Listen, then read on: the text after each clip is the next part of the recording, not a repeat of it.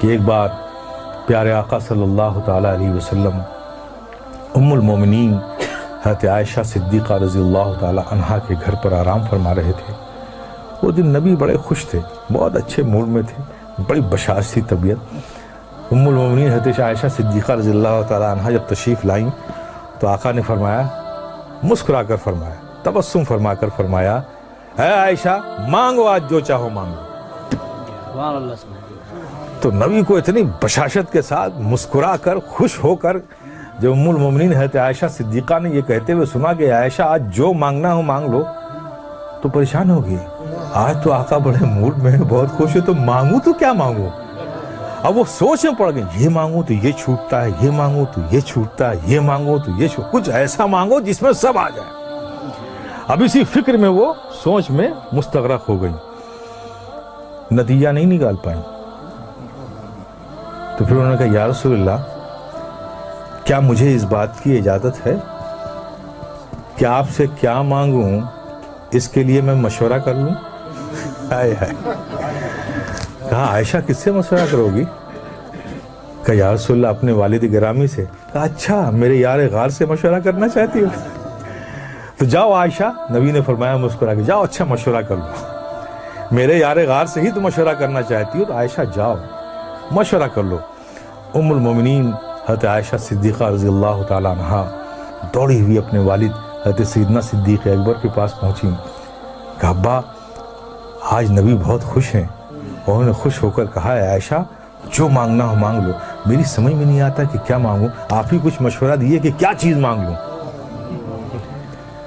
صدیق اکبر بھی خوش ہو گئے، اچھا نبی نے ایسا فرمایا؟ کہا ہاں ابا جان رسول اللہ صلی اللہ علیہ وسلم نے ایسا ہی فرمایا۔ تو کہا سنو اے بیٹی، اگر تم میرا مشورہ مانتی ہو تو میں تم کو ایک مشورہ دیتا ہوں کہ تم آقا صلی اللہ علیہ وسلم سے یہی ایک چیز مانگ لو۔ کہا کیا مانگوں؟ کہا آقا سے کہو کہ یا رسول اللہ آپ جب معراج کی شب گئے تھے، رب سے ملے تھے، تو جو خاص ملاقات ہوئی تھی اس خاص ملاقات میں کچھ خاص باتیں بھی ہوئی تھیں۔ اس خاص ملاقات میں کچھ خاص باتیں بھی ہوئی تھیں، تو ان خاص باتوں میں کوئی ایک بات ہی بتا دیجیے۔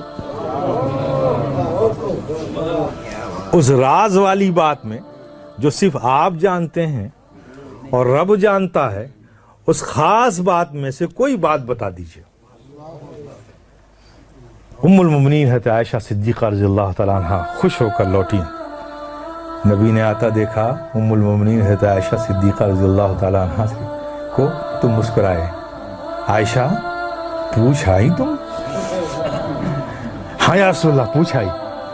کیا کہا میرے یار غار نے؟ کیا مشورہ دیا؟ کہا یا رسول اللہ مجھے بس وہ جو آپ گئے تھے خاص ملاقات ہوئی تھی، ان خاص ملاقات میں جو خاص بات ہوئی تھی اس میں سے کوئی بات بتا دی۔ آقا مسکرا پڑے کہ میرے یار غار نے پوچھا بھی تو کیا پوچھا، جاننا چاہا بھی تو کیا جاننا چاہا۔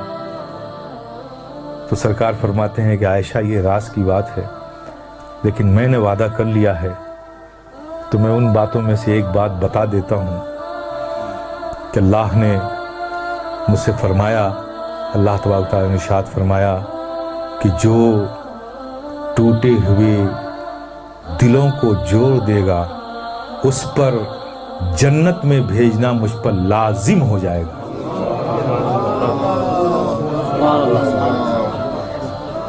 حالانکہ وہ بے نیاز مالک ہے، اس پر کوئی چیز لازم نہیں، یہ ہم تو نہیں کہہ سکتے، لیکن وہ رب خود کہہ رہا اپنے بارے میں، اس کا اختیار ہے، لیکن یہ ہم نہیں کہہ سکتے کہ لازم ہے، لیکن رب فرماتا ہے کہ اس پر جنت لازم ہو جائے گی۔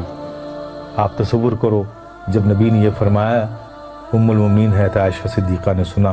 اب یہاں حضرت صدیق اکبر بے چینی سے انتظار کر رہے ہیں کہ کیا بتایا آقا نے، عائشہ جلدی سے آئیں اور مجھے بتائیں کہ کیا خاص باتوں میں سے وہ بات ہے۔ کچھ دیر بعد ام المومنین حضرت عائشہ صدیقہ رضی اللہ تعالیٰ عنہ صدیق اکبر کے گھر میں داخل ہوتی ہیں، دیکھتی کیا ہیں کہ حضرت سیدنا صدیق اکبر ٹہل رہے ہیں بے چینی سے، ان کو تو انتظار ہے نا کہ خاص باتوں میں سے جلدی، اور وعدہ لے لیا تھا کہ عائشہ جب تمہیں بتائیں گے تو وعدہ کرو کہ تم مجھے آ کر بتاؤ گے۔